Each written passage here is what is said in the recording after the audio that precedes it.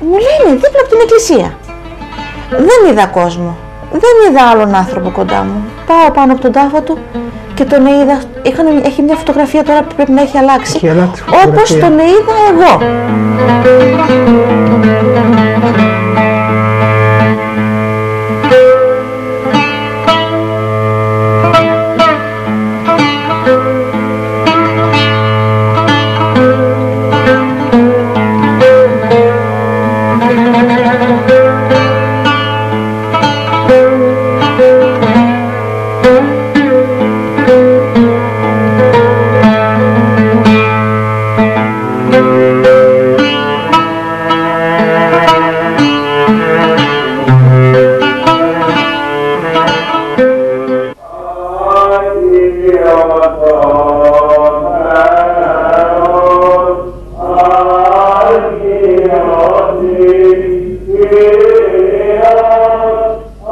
Ερχόμενος λοιπόν στο μοναστήρι, μαζί με μερικούς συνεργάτες μου, υπεδέχθη ο γέροντας στην είσοδο του Ιερού Ναού. Αυτό το οποίο μου έκανε ιδιαίτερη εντύπωση και κατάλαβα ότι πρόκειται περί ενός χαρισματούχου ανθρώπου που ειδικά είναι από τον Θεό δοσμένος αυτό, ήταν ότι εφάνηκε πως ο γέροντας με γνώριζε από πολλά χρόνια, ενώ με έβλεπε για πρώτη φορά. Κατάλαβα δηλαδή έντονα ότι υπήρχε μέσα του ένα διορατικό και χαρισματούχο ταλέντο, χάρισμα, με το οποίο γνώριζε τον κάθε άνθρωπο, όχι μόνο εξωτερικά στο πρόσωπο, αλλά και στο βάθος της υπαρξής του ακόμα. Γιατί αμέσως αναφέρθηκε σε μερικά γεγονότα της προσωπικής μου ζωής και πίστηκα ότι με γνώριζε πριν εγώ το γνωρίσω. Άρα κατάλαβα ότι μπροστά μου είχα έναν Άγιον άνθρωπο και αυτό με συνεκλώνησε πάρα πολύ. Κάποια φορά, όταν τυχαίνει να ειδούμε ένα δέντρο καρποφόρο, φορτωμένο με τους ωραίους και πολύτιμους καρπούς του, το καμαρώνουμε και θεωρούμε αυτονόητη την πλούσια καρποφορία του. Σε μια τέτοια στιγμή δεν σκεπτόμαστε το δέντρο αυτό γυμνό από φύλλα, στην καρδιά της βαριχημονιάς, και δεν έχουμε την εικόνα του με τα ακροτηριασμένα κλαδιά του στην εποχή του κλαδεμού. Εμείς θαυμάζουμε και καμαρώνουμε το κατάφορτο από ώριμους και γευστικούς καρπούς δέντρο, αλλά δεν παρακολουθήσαμε και δεν γνωρίζουμε εμείς εκείνες τις φάσεις της ζωής του που έπρεπε να προηγηθούν για να βρεθούμε εμείς τη στιγμή αυτή που το καμαρώνουμε στην ευχάριστη θέση της απολαύσεως της ωραίας εικόνας του και ενδεχομένως και του γευστικού καρπού του. Κάτι παρόμοιο μας συμβαίνει και όταν στεκόμαστε μπροστά στην εικόνα ενός καταξιωμένου πνευματικού αγωνιστού. Καθώς τον θαυμάζουμε, έχουμε την εντύπωση ότι η πνευματική του πορεία έγινε χωρίς δυσκολίες, ότι ήταν ίσως απροβλημάτιστη.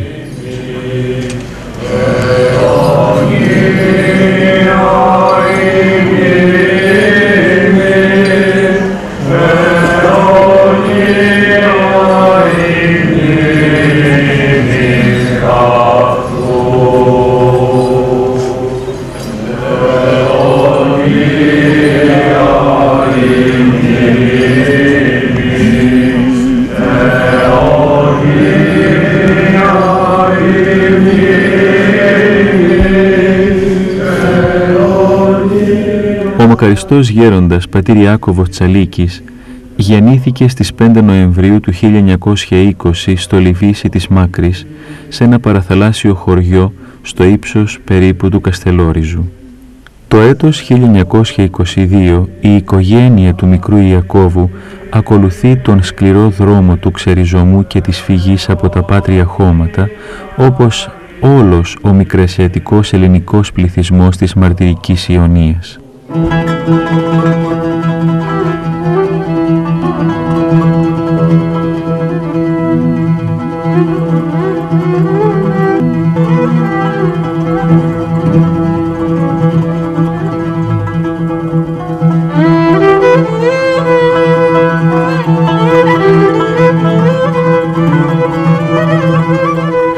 Ο Όμως παρά το γεγονός του μεγάλου και αθεράπευτου ψυχικού πόνου του ξεριζωμού από τα πάτρια χώματα της Ιωνικής γης, η οικογένεια του γέροντα Ιακώβου δεν ένιωσε ποτέ τον ψυχικό ξεριζωμό από το πνεύμα της αγιασμένης Ορθοδοξίας της γης των πατέρων της. Το γενεαλογικό δέντρο της οικογένειας του γέροντα είχε ευλογηθεί από τον Θεό με 7 γενναίες ιερομονάχων, έναν αρχιερέα και έναν Άγιο. Το τελευταίο αγιασμένο κλίμα αυτής της πνευματικής αμπέλου υπήρξε στις ημέρες μας ο μακαριστός γέροντας.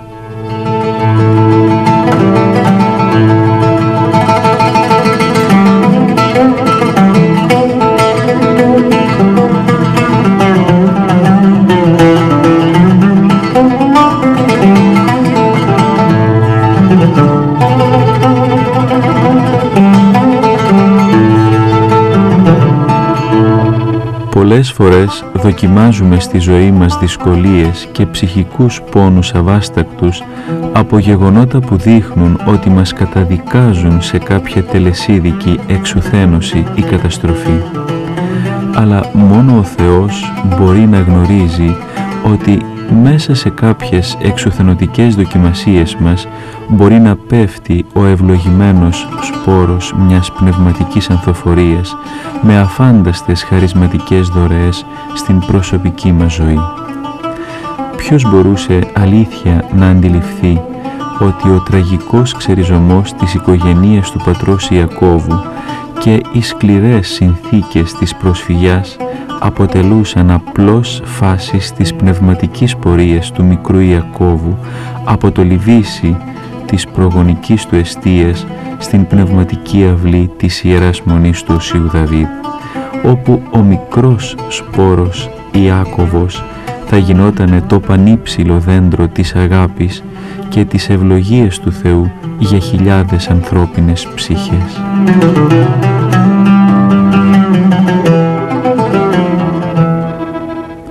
Δεν θα μπορούσε και στην περίπτωση του πατρός Ιακώβου να επαναληφθεί την στιγμή της προσφυγιάς του ο λόγος του Θεού προς τον Αβραάμ? Βγες από τη γη σου και τον τόπο που κατοικείς και έλα έστω μέσα από την προσφυγιά να σου δείξω την αυλή της Μονής του Οσίου Δαβίδ, όπου θα κατοικήσεις και θα με δοξάσεις.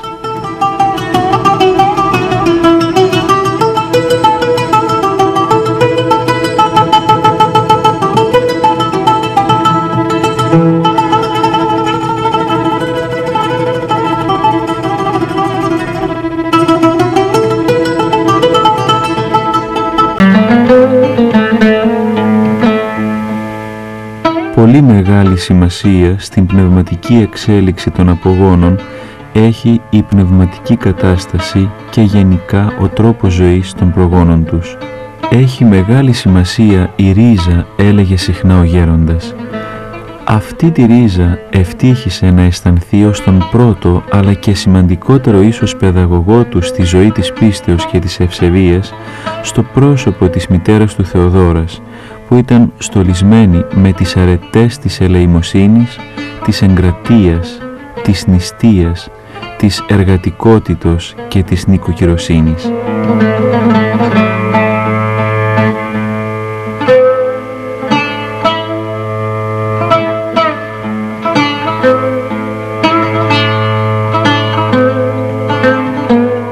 Η μακαριστή Θεοδόρα είχε πράγματι διαμορφώσει στη συνείδηση του μικρού ήδη Ιακώβου την έννοια αλλά και την αναγκαιότητα της ασκήσεως βίας στον εαυτό του για το ξεπέρασμα των ελαττωμάτων του και των αδυναμιών του που δυσκόλευαν την πνευματική του πρόοδο. Ο μικρός Ιάκωβος είχε μάθει να αγωνίζεται με επιμονή στις περιπτώσεις που έπρεπε να επιτύχει αρετές απαραίτητες για την πρόοδο του αυτή. Στις διάφορες παιδικές χαρισματικές ενέργειες και εκφράσεις του μικρού Ιακώβου που φανέρωναν το μετέπειτα πνευματικό του μεγαλείο, η μητέρα του με πολλή διάκριση ενεργούσε. Ποτέ δεν άφηνε την ευκαιρία να τονίζει με πολλή αγάπη πως ό,τι έχουμε είναι δώρο του Θεού και στις διάφορες χαρές που δημιουργούσε ο μικρός Ιάκωβος, εκείνη εφάρμοζε το γραφικό, ούτε είδε ούτε άκουσε, με μοναδικό σκοπό να προφυλάξει τον εαυτό της και τον μικρό Ιάκωβο από την ρίζα της ίησης, και το έκανε με τέτοια αγάπη και σεβασμό για να μην πληγώσει την προσωπικότητα του μικρού Ιακώβου και δημιουργήσει αντίθετα αποτελέσματα.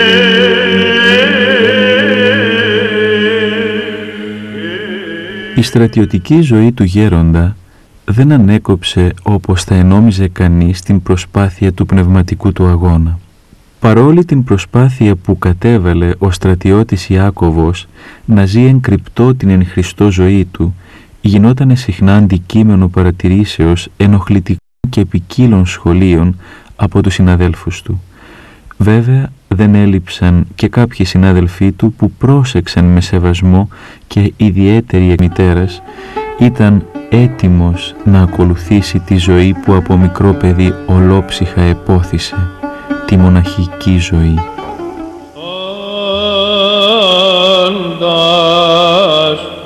Ους προσπίπτοντας θερμός, τέσσες αντιλήψες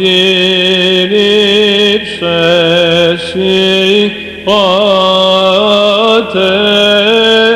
και προσκυνούντας Χριστός την Αγίαν καρδάν σου και θαύμα το βρήτων ανωτέρους διάσωζε εκ πάσης ανάγκης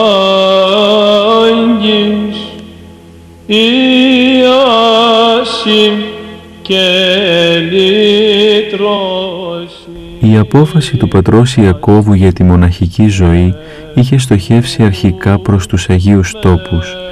Πριν ξεκινήσω, διηγείται ο γέροντας, θεώρησα απαραίτητο να πάω στο μοναστήρι του Αγίου Δαβίδ να ζητήσω την ευλογία, τη βοήθεια και τις μεσιτείες του Οσίου.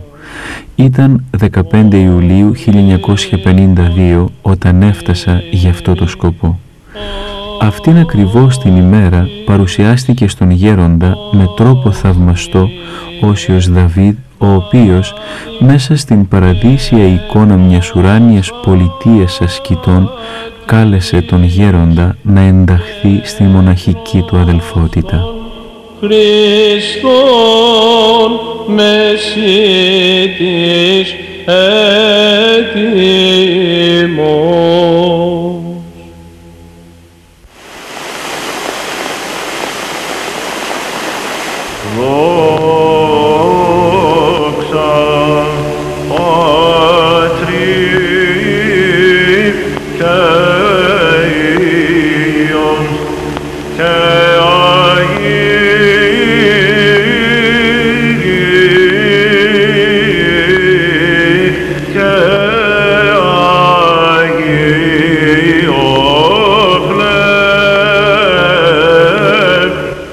Η ζωή στο μοναστήρι του Οσίου Δαβίδ επεφύλασε πολλές δυσκολίες και αντιξοότητες στον μακαριστό γέροντα.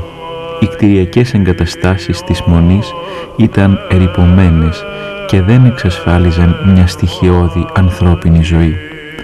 Όμως ο γέροντας βρήκε τον τρόπο να διαφεύγει από τις δύσκολες και προβληματικές καταστάσεις που εδημιουργούνται στη Μονή από διάφορες αιτίες. Και ο τρόπος αυτός ήταν η υπακοή στον ηγούμενο της Μονής, τον πατέρα Νικόδημο. Παρόλο που ο ηγούμενος και πνευματικός μου πατέρας δεν ζούσε συνεχώς μέσα στη Μονή λόγω των εφημεριακών καθηκόντων του σε κάποια ενορία της λίμνης, έλεγε ο γέροντας, έβαλα αρχή απαράβατη την υπακοή που είναι η βάση και το θεμέλιο στη μοναχική ζωή. Τίποτα δεν έκανα χωρίς ευλογία, χωρίς άδεια του ηγουμένου. για όλα ζητούσε την ευλογία του, και αυτό απαιτούσε συχνές κοπιαστικές πορείες 4 και 5 ωρών να κατέβω στη λίμνη για να πάρω ευλογία για διάφορα θέματα προσωπικά και της Μονής.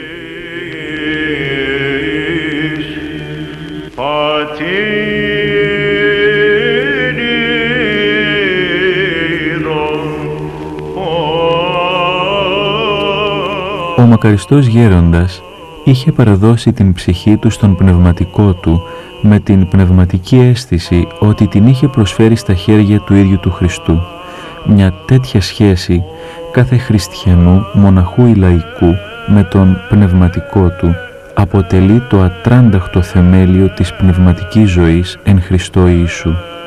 Στο θεμέλιο αυτό στηρίζονται ακλόνητα και από το θεμέλιο αυτό αναβλύζουν όλες οι αρετές του Αγίου Πνεύματος.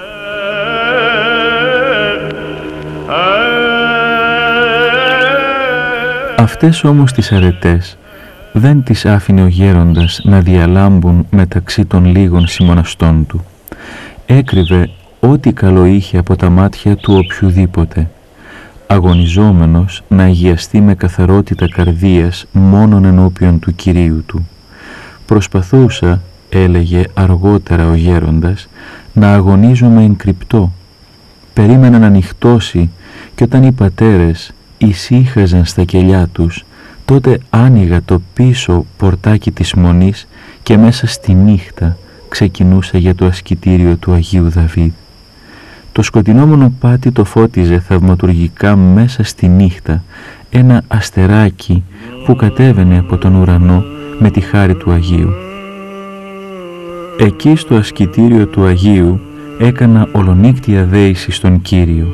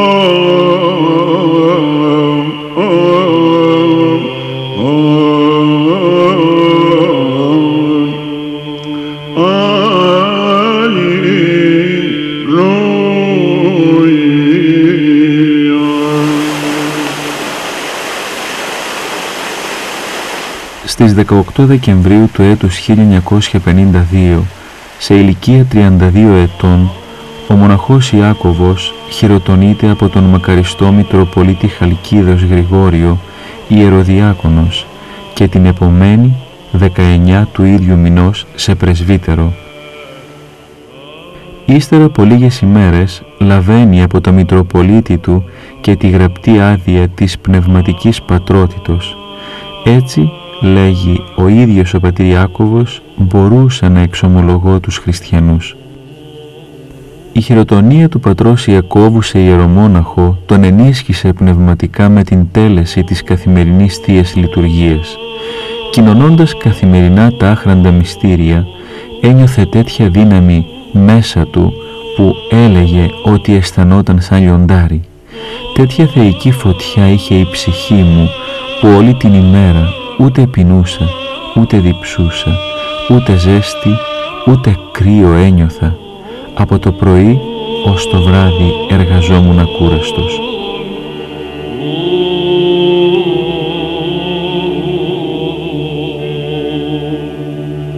Το 1975, με απόφαση του Μητροπολίτου Χαλκίδος Χρυσοστόμου, αναδεικνύεται ηγούμενος της Ιεράς Μονής του Οσίου Δαβίδ του Γέροντος. Η υπεύθυνη πλέον ανάληψη της πνευματικής και διοικητικής διακονίας στην Ιερά Μονή έθεσε τον λίχνον της φωτεινής προσωπικότητος του Γέροντος επί την λιχνίαν.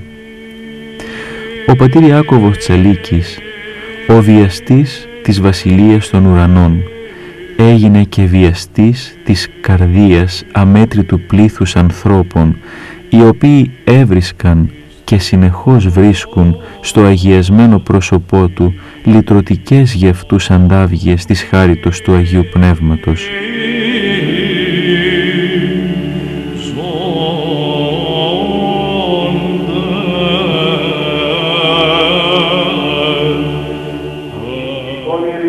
Στην περίπτωση του μακαριστού γέροντα απεδείχθη αληθινός ο πατερικός λόγος.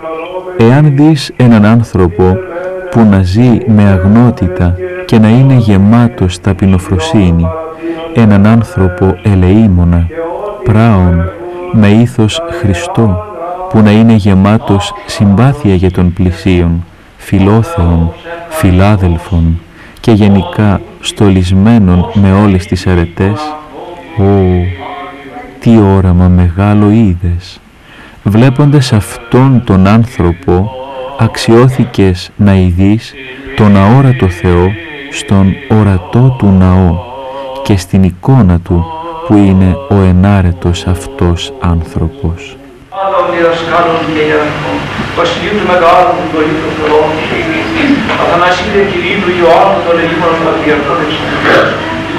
Η ανάδειξη του μακαριστού γέροντα πατρός Ιακώβου σε ηγούμενο της Ιεράς Μονής του Οσίου Δαβίδ εγκαινιάζει μια νέα περίοδο της πνευματικής του ζωής, αλλά και της ζωής όλης της αδελφότητος. Μέσα στο κελάκι του αποτελείται από 4 σανίδες και μόνο. Τον επισκεπτόμουν συχνά στο κελάκι του. Καρέκλα δεν υπήρχε και καθόμαστε χάμω και είχαμε πνευματικές συζητήσεις και ανταλλάσσαμε σκέψεις που με ανέβαζαν πολύ ψηλά. Όταν πήγα κατευθείαν στην εκκλησία. Αμέσως ήρθε ο γέροντας. Με ρωτάει από πού ήρθες, γυναίκα? Ήρθα από την Αθήνα, έχω το παιδί μου, ήρθα από το Χριστό έρχομαι, έτσι ακριβώς, γιατί εγώ έτσι μίλησα.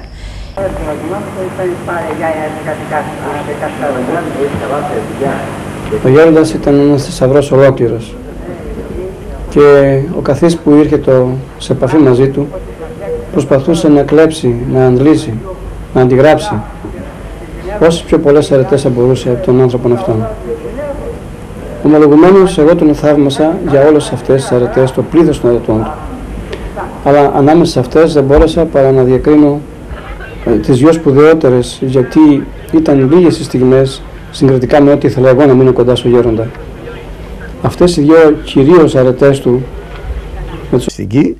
και οι ίδιοι πατριάρχες, ο νυν οικουμενικός πατριάρχης 2 φορές τον επισκέφθη, όπου προείδε ακόμη και την ενθρόνησή του ως Πατριάρχου Οικουμενικού. Πατρίτες, δεσποτάτες στο σώη μας, στον Άγιο Τάφο, στον Πανάγιο Τάφο, είχαμε αγίους. Επίσης, ο μακαριστός γέρον ήτο και πολύ ελεήμων. Πραγματικά θα μπορούσε να χαρακτηριστεί, χωρίς αυτό να είναι υπερβολή, ως ένα μικρό, ότι όσο περνούσε ο καιρός και όσο περισσότερο αυτός με αγάπη έδινε, τόσο περισσότερο του προσέφεραν οι άνθρωποι, και γι' αυτό είπα ότι κυριολεκτικά έπαιξε ένα ρόλο μικρού Υπουργείου Κοινωνικών Υπηρεσιών.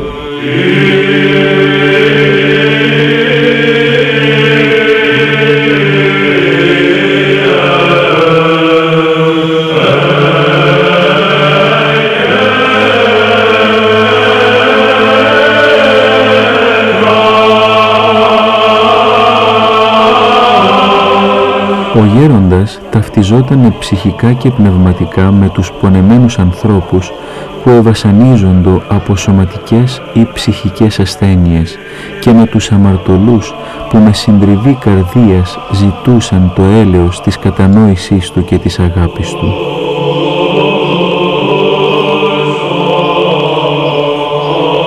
Ο γέροντας έτρεφε ιδιαίτερη αγάπη στα παιδιά, μιλούσε μαζί τους και με την σοβαρότητα και την πνευματική ευθύνη που απευθύνεται στους μεγάλους. Τα αγκάλιαζε και τους μετέδιδε τη σιγουριά της πνευματικής του προστασίας και της απεριόριστης γι' αυτά αγάπης του. γνωρίζοντας την αυξανόμενη διάδοση των ναρκωτικών, τα συμβούλευε να μην παίρνουν τίποτε πόσιμο ή βρόσιμο από ξένον άνθρωπο ή από κακούς φίλους, ούτε μια καραμέλα, ούτε ένα αναψυκτικό. Και για να δώσει έμφαση στο λόγο του, έλεγε στα παιδιά: «Εγώ από άνθρωπο που δεν ξέρω, ούτε αντίδωρο δεν παίρνω». Άκουσε πάτερ μου, εμείς πάτερ μου, ότι βρήκα θα τηρήσουμε. Διότι λέει, ο Χριστός μας είδε τι είπε ο Χριστός μας. Παρευθύνες πάντα έθνη, βαπτίζουν σε αυτούς του όνου του Πατρός του Ιωάννης αμήν. Πραγματικά ο Γέροντας, ένας νέος θα έλεγα Ιωάννης Σιναήτης, έζησε σε βάθος της πλάτος αυτό που λέγεται ταπείνωση. Και θα σας πω ένα παράδειγμα. Συγχώρησε ακόμα και το φωνή του αδελφού του. Ο γέροντας Ιάκωβος, κοσμημένος με τις αρετές του Αγίου Πνεύματος, είχε όλες τις χαρισματικές προϋποθέσεις για να πρικιστεί με την υψίστη των αρετών τη διάκριση. «Ζήτησα», έλεγε ο γέροντας, «στην προσευχή μου από το Θεό να μου δώσει το χάρισμα ώστε να γνωρίζω από τα πρόσωπα τις καρδιές των ανθρώπων για να μπορώ να τους βοηθώ, και ο Θεός μου το έδωσε». Η διάκρισή του λοιπόν ήτο επίσης παροιμιώδης, και αυτό είναι αυτονόητο εφόσον η διάκριση προϋποθέτει. Η ζωή του γέροντα ήταν πλούσια σε θεοσημείες, σε θαυμαστές ψυχικές οράσεις. Η πνευματική του επικοινωνία με τον αγαπημένο του Άγιο και προστάτη του, τον Όσιο Δαβίδ, ήταν για αυτόν θέμα τόσο απλό όσο η δική μας σχέση με τους συνανθρώπους μας. Αφού προσευχήθηκε ο γέροντας, 40 μέρες μου είπε. Εγώ το πίστεψα και το πιστεύω μέχρι σήμερα.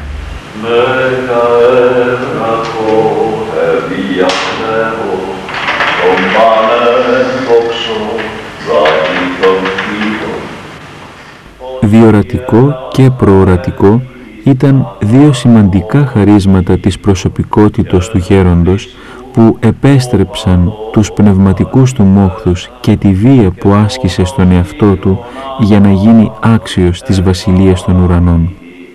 Οι χαρισματικές ενορατικές καταστάσεις και ικανότητες του γέροντα επλούτιζαν το πνεύμα του με γνώση, όχι πλέον ανθρώπινη, αλλά θεία και χαρισματική.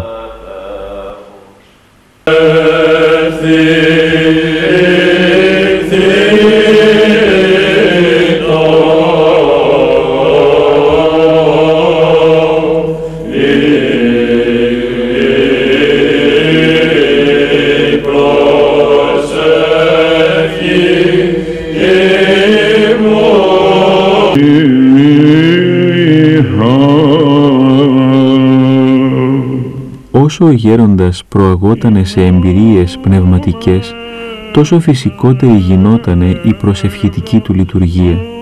Η πατερική προτροπή, όταν ενωθεί η αναπνοή σου με την επίκληση του ονόματος του Θεού, τότε θα γνωρίσεις την πνευματική ωφέλεια της χαρισματικής καταστάσεως της ησυχίας. Ο γέροντας ζούσε και ανέπνεε προσευχητικά στο Χριστό, και η επιθυμία του και ο πόθος του ήταν η ολοκληρωτική του προσήλωση στο πρόσωπο του Χριστού, σύμφωνα με τους λόγους του ψαλμοδού. «Σύ είπεν η καρδία μου, Κύριον ζητήσω, εξεζήτησέ σε το πρόσωπον μου, το πρόσωπον σου Κύριε ζητήσω».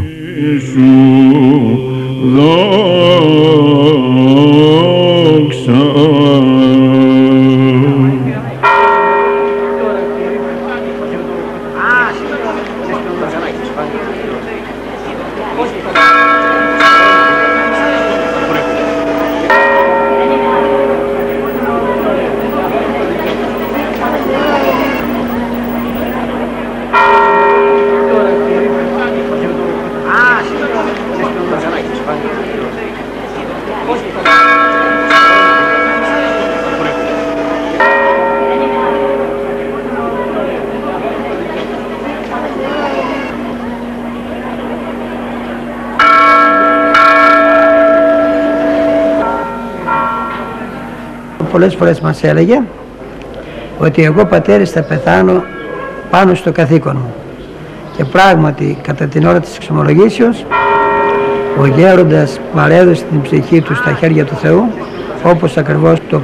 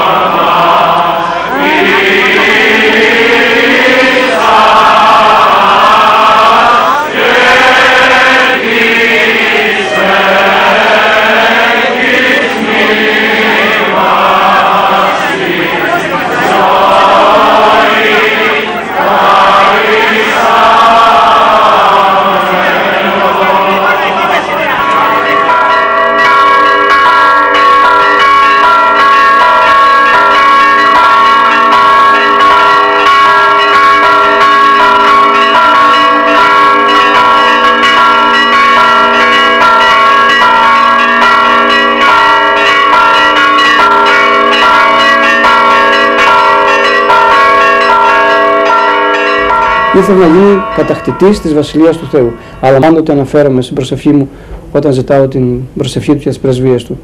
Να με ερεμήσει με τις προσευχές του, να μην σβήσει το φως αυτό. Επειδή η αγωνιστικότητα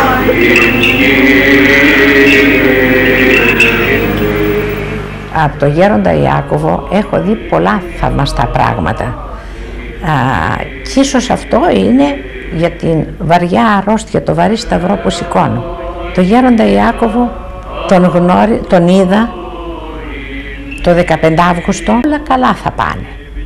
Και κατέβηκε πάλι στον τάφο μέσα.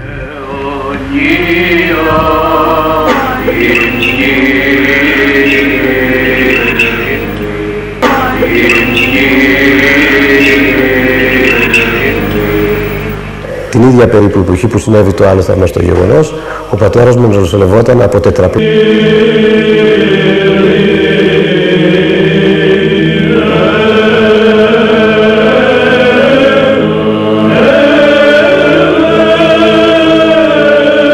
Κάποτε βρισκόμουν στεναχωρημένος και έλεγα, έφυγε ο πατήρ Πορφύριος, φεύγετε κι εσείς, λέω γέροντα. Έφυγε και ο πατήρ Παΐσιος. Όλες οι προϋποθέσεις της σωτηρίας μας συνοψίζονται στο λόγο του Κυρίου. Η βασιλεία των ουρανών βιάζεται και βιαστέ αρπάζουσιν αυτήν. Ο γέροντας υπήρξε ένας βιαστής της βασιλείας του Θεού και με τη ζωή του και...